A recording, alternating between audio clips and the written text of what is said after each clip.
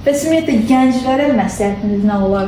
Karyerasında yanıldığını hiss edənlərə və yaxud da elə karyerasında tam oturuşmamış olanlara? Belə deyim də, o özünü tapmaqla əlaqəlidir ki, adam özü necə tapır ki, mən nə istəyirəm həyatdan və yaxud gələcəyimdən. Onda bir yol var da, əgər sən adsansa, mən desəm ki, sən nə yemək istəyirsən, sən ancaq dadına baxdığın yeməklərdən seçə bilərsən. Yəni mən sənə bir egzotik yemək təklif edəsəm ki, filan yemək istəyirsən, sən bilmirsən ki, onun dadı necədir ki, deyəsən, hə, istəyirəm yoxsa yox.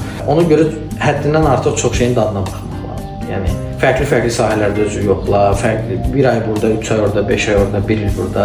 Fərqli sahələri yoxlayandan sonra görürsən ki, hansı səndə yaxşı alınır, hansında sənin uğur şansın var, hansında sənin istedadın var. Onu artıq tutub qərar verib və o qərarın arxasınca illərlə getmək, 5 il, 10 il, 20 il getmək, onda sən bir müddətdən sonra o istədiyin uğura çatırsan. Yəni etiraz biraz belə subyektiv anlayışdır. Nəyə görə? Yəni biz deyirik ki, etirazın olan işlə məşğul ol. Amma məsələ odur ki, sən o işdə ona görə etirazın var ki, o səndə yaxşı alınır. Yəni yaxşı alınmayan şeyə etiraz uzun müddətdə olmur. Yəni bir müddət olur, sonra həvəs gedir. Yəni illərlə 10 il, 20 il, 30 il, 50 il eyni işi görmək üçün sənin mütləq etirazın olmalıdır və o etirazın olması üçün o iş səndə yaxşı alınmalıdır. Ona görə yeganə yol odur ki, sən fərqli şeyləri yoxla. Gör, ən yaxşı səndə alınan nədirsə və sən öz bacarıqlarının çərçivəsində yox, başqalarıyla müqayisə edələr. Yəni sən görürsən ki, bu sahədə mən topdayım. Ətrafımda tanıdığım 1000 adamdan daha yaxşıyam, ən yaxşısıyam. Ona fokus olanda artıq sənin uğur şansın qat-qat çoxdur.